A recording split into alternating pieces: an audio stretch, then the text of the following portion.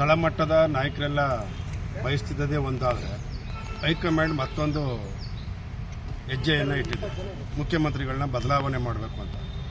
ಈ ಮುಖ್ಯಮಂತ್ರಿಗಳ ಬದಲಾವಣೆ ಸಂದರ್ಭದಲ್ಲಿ ಜಿ ಪರಮೇಶ್ವರ್ ಅವರು ಕೂಡ ಮುಖ್ಯಮಂತ್ರಿ ಆಗ್ತಾರೆ. ಅವರು ಕೂಡ ಇಂದ ಕೆಪಿಸಿಸಿ ಅಧ್ಯಕ್ಷರಾಗಿ 8 ವರ್ಷಗಳ ಕಾಲ ಸರ್ಕಾರವನ್ನು ಅಧಿಕಾರಕ್ಕೆ ತಂದಿದ್ರು.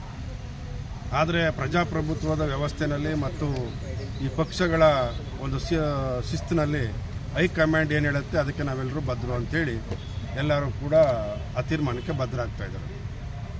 ನಾವು ಕೇಳೋದಿಷ್ಟೇ, ಸುಮಾರು ಸ್ವತಂತ್ರ ಬಂದು 75 ವರ್ಷಗಳಾದರೂ ಕೂಡ ಹೈಕಮಾಂಡ್ ಇನ್ನೂ ಒಬ್ಬ ದಲಿತ ಸಮುದಾಯದವ್ರನ್ನ ಮುಖ್ಯಮಂತ್ರಿ ಮಾಡೋದ್ರಲ್ಲಿ ಎಡವಿದೆ ಅಂತ ನಮ್ಗೆ ಅನಿಸ್ತಾ ಇದೆ.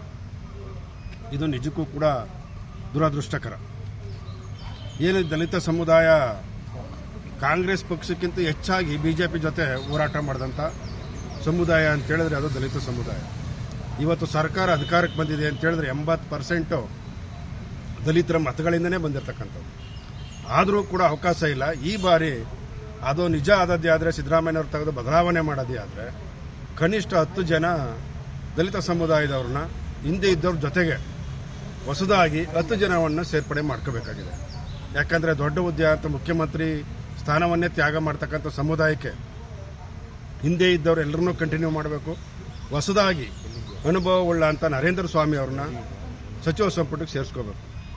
ಯಾಕಂದರೆ ಮಳವಳ್ಳಿಯನ್ನು ಸೋಮಶೇಖರ, ಮಲ್ಲಜಮ್ಮ ಇಂಥವರೆಲ್ಲ ನಡೆಸಿದಂಥ ಕ್ಷೇತ್ರ. ನರೇಂದ್ರ ಸ್ವಾಮಿ ಅವರು ಅನುಭವ ಮತ್ತು ವಿದ್ಯಾರ್ಥಿ ದೆಸೆಯಿಂದಲೂ ಕೂಡ ಅವರು ಹೋರಾಟವನ್ನು ಮಾಡ್ಕೊಂಡು ಬಂದಿರತಕ್ಕಂಥವ್ರು. NSUನಲ್ಲಿ ಹೋರಾಟ ಮಾಡಿ ಆಮೇಲೆ ರಾಜಕಾರಣಕ್ಕೆ ಬಂದಂಥ ನರೇಂದ್ರ ಸ್ವಾಮಿ ಅವ್ರನ್ನ ಈ ಬಾರಿ ಪರಿಗಣಿಸಲೇಬೇಕು. ಯಾಕಂದರೆ ನಾನು ಹೇಳ್ದಂಗೆ ಈ ಬಾರಿ ಮುಖ್ಯಮಂತ್ರಿ ಸ್ಥಾನ ಬಿಟ್ಟುಕೊಟ್ಟಿದ್ದಿದ್ರೆ ನಾವು ಖಂಡಿತ ಒತ್ತಾಯ ಮಾಡ್ತಿರ್ಲಿಲ್ಲ.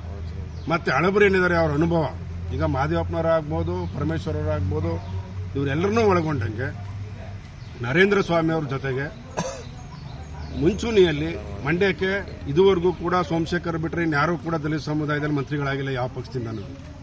ಅವರು ಪಕ್ಷೇತರವಾಗಿ ಗೆದ್ದಿದ್ದಾಗ ಬಿಜೆಪಿಯವರು ಅಲ್ಪಾವಧಿನಲ್ಲಿ ಅವಕಾಶ ಮಾಡಿಕೊಟ್ಟಿದ್ರು. ಅದು ಬಿಟ್ಟರೆ ಮತ್ತೆ ಮಂತ್ರಿ ಆಗಿಲ್ಲ.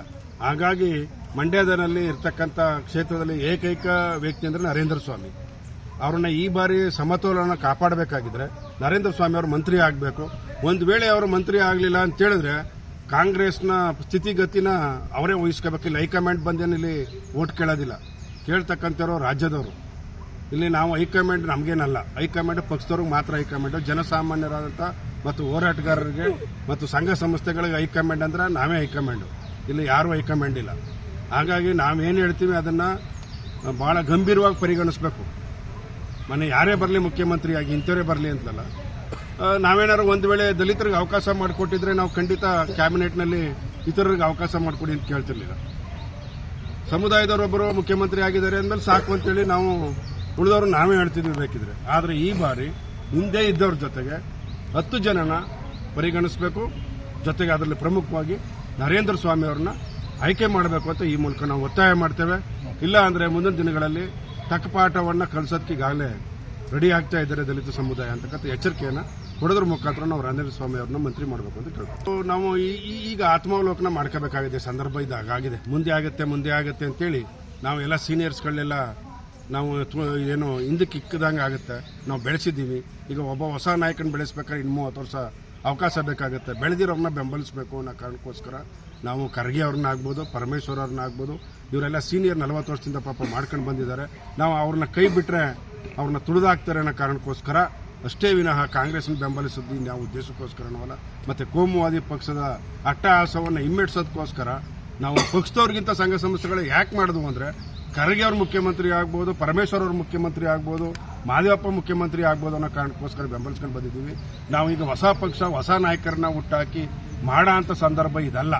ಹಾಗಾಗಿ ಈಗ ಈ ಸಂದರ್ಭದಲ್ಲಿ ಅವರು ಹೈಕಮಾಂಡ್ ಪರಿಗಣಿಸ್ತಿರೋದ್ರಿಂದ ನಾವು ಮುಂದಿನ ಹೆಜ್ಜೆನ ಹೆಂಗಿಡಬೇಕು ಅಂತ ನಾವು ಜಾಗೃತರಾಗಿದ್ದೀವಿ. ಈಗ ನಾವು ಜಾಗೃತರಾಗದೇ ಇಲ್ಲ, ರಾಜಕಾರಣದಲ್ಲೂ ಜಾಗೃತಿ ಮೂಡಿಸಿದ್ದೀವಿ, ಜಾಗೃತರಾಗಿದ್ದೀವಿ. ಒಂದು ಅವಕಾಶ ಕೊಡ್ತಾ ಇದ್ದೀವಿ ಕಾಂಗ್ರೆಸ್ಗೆ ಈಗಲೂ. ಈ ನಾಳೆವರೆಗೂ ಅವಕಾಶ ಇದೆ ಅವ್ರಿಗೆ. ಪರಮೇಶ್ವರ್ ಅವ್ರನ್ನಾಗಲಿ ಖರ್ಗೆ ಅವ್ರನ್ನಾಗಲಿ ಮಾಡಿದ್ದೇ ಆದರೆ ನಮಗೇನು ಕ್ಯಾಬಿನೆಟ್ಲೆ ಸ್ಥಾನಮಾನ ಕೊಡಿ ನಾವು ಖಂಡಿತ ಕೇಳಲ್ಲ, ಅದು ಸರಿನೂ ಅಲ್ಲ. ಆದರೆ ನಾಳೆವರೆಗೂ ಅವಕಾಶ ಇರೋದ್ರಿಂದ ನಾವು ಇವತ್ತು ಪ್ರಜ್ಞಾವಂತರಾಗಿದ್ದೀವಿ. ನಿಮ್ಮ ಪಾಠ ಕಲಿಸ್ತೀವಿ. ನಾವು ಯಾರಿಂದನೂ ಎಳಿಸ್ಕೋಬೇಕಾಗಿಲ್ಲ. ನಮ್ಮದೇ ಆದ ಪಕ್ಷಗಳು ಮುಂದೆ ಬರ್ತವೆ. ಅವಾಗ ಕಾಂಗ್ರೆಸ್ ಸ್ಥಿತಿ ಹೀನಾಯ ಸ್ಥಿತಿ ತಲುಪುತ್ತೆ. ಕಾಂಗ್ರೆಸ್ಸು ಆಂಧ್ರ ಪ್ರದೇಶದಲ್ಲಿ ಇಲ್ಲ, ಈಗ ತಮಿಳುನಾಡಲ್ಲಿ ಇಲ್ಲ, ಆ ಪರಿಸ್ಥಿತಿ ಕರ್ನಾಟಕ ಬರ್ದೇ ಬರುತ್ತೆ ಅಂತಕ್ಕಂಥದ್ದನ್ನ ನಾವು ಈಗಾಗಲೇ ರಾಜ್ಯದ ಬೆಳೆಸ್ತಾ ಇಲ್ಲ ಅಂತಲ್ಲ. ಅವರು ಕಿವಿ ಇದ್ದು ಕಿವುಡ್ರಾಗಿದ್ದಾರೆ, ಕಣ್ಣಿದ್ದು ಕುರುಡ್ರಾಗಿದ್ದಾರೆ. ಇಲ್ಲಿ ಏನ್ ನಡೀತದೆ ಅಂತ ಅನ್ನೋದು ಸಂಪೂರ್ಣ ಖರ್ಗೆ ಅವ್ರಿಗೆ ಗೊತ್ತಿದೆ. ಖರ್ಗೆ ಅವ್ರಿಗೆ ಗೊತ್ತಿದ ಮೇಲೆ ಎಲ್ಲರಿಗೂ ಗೊತ್ತಾಗಿದೆ ಅಂತ ನಮ್ಮ ಈಗ ಸೋನಿಯಾ ಗಾಂಧಿ ಆಗ್ಬೋದು, ರಾಹುಲ್ ಗಾಂಧಿ ಆಗ್ಬೋದು, ಕರ್ನಾಟಕದಲ್ಲಿ ಯಾವುದೇ ಮೇಜರ್ ಕಮ್ಯುನಿಟಿ ಕಾಂಗ್ರೆಸ್ನ ಬೆಂಬಲಿಸಿಲ್ಲ. ಅದನ್ನು ಘಂಟಾಘೋಷವಾಗಿ ಹೇಳ್ತೀವಿ ನಾವು. ಇವತ್ತು ಹಳ್ಳಿನಲ್ಲಿ ಬೇಕಾದ್ರೆ ತೆಗೆದು ಬೂತನ್ನ ವಾಯ್ಸ್ ನೋಡಲಿ, ಅವರು ಯಾವ ಸಮುದಾಯ ಎಷ್ಟು ಓಟ್ ಕೊಟ್ಟಿದೆ ಅಂತಕ್ಕಂಥದ್ದನ್ನ ಅದನ್ನು ಮುಂದಿನ ದಿನಗಳಲ್ಲಿ ನಾವು ಬಹಿರಂಗವಾಗಿ ಚರ್ಚೆ ಮಾಡ್ತೀವಿ. ಈಗ ಪ್ರಸ್ತುತ ಸಂದರ್ಭದಲ್ಲಿ ನಾಳೆವರೆಗೂ ಟೈಮ್ ಇರೋದ್ರಿಂದ ದಲಿತ ಸಮುದಾಯಕ್ಕೆ ಒಂದು ಅವಕಾಶ ಮಾಡಿಕೊಟ್ರೆ ಕಾಂಗ್ರೆಸ್ ಉಳಿಯುತ್ತೆ. ಅವಕಾಶ ಮಾಡಿಕೊಳ್ಳಿಲ್ಲ ಅಂದ್ರೆ ನಾವು ಹೇಳ್ದಂಗೆ ಹೊಸದಾಗಿ ಹಳಬರ ಜೊತೆಗೆ ಇನ್ನೂ 10 ಜನ ತಗೊಳ್ಳಿಲ್ಲ ಅಂದ್ರೆ ಅದರ ಪರಿಣಾಮನ ಅವರೇ ಎದುರಿಸಬೇಕಾಗುತ್ತೆ. ಮುಂದಿನ ದಿನಗಳಲ್ಲಿ ಕಾಂಗ್ರೆಸ್ಗೆ ಓಟ್ ಕೆಲವರು ಇಲ್ದಾಗಾಯ್ತಾರೆ ಹಳ್ಳಿಯಲ್ಲಿ. ಈಗ ಆಲ್ರೆಡಿ ಅದು ಆಗ್ತಾ ಇದೆ. ಯಾರೋ ಕಾರ್ಯಕರ್ತರು ಅವ್ರ ಊರುಗಳಲ್ಲಿ ಧೈರ್ಯವಾಗಿ ಲೀಡರ್ಗಳಿದಾರಲ್ಲ, ಅವ್ರು ಯಾರೋ ಓಟ್ ಕೇಳೋ ಪರಿಸ್ಥಿತಿಲಿ ಇಲ್ದಾಗ ಮಾಡ್ತಾ ಇದೆ ಕಾಂಗ್ರೆಸ್ಸು. ಇದರ ಲಾಭವನ್ನು ಬೇರೆ ಬೇರೆ ಪಕ್ಷಗಳು ಎನ್ಕ್ಯಾಶ್ ಮಾಡ್ಕೊಳ್ಳೋಕ್ಕೋಸ್ಕರ ಈಗಿನಿಂದ ಕಾಯ್ತಾ ಇವೆ. ಇದು ದುರದೃಷ್ಟ. ಖರ್ಗೆ ಅಂತ ಮುತ್ಸದಿ ಇರ್ಬೋದು, ಪರಮೇಶ್ವರ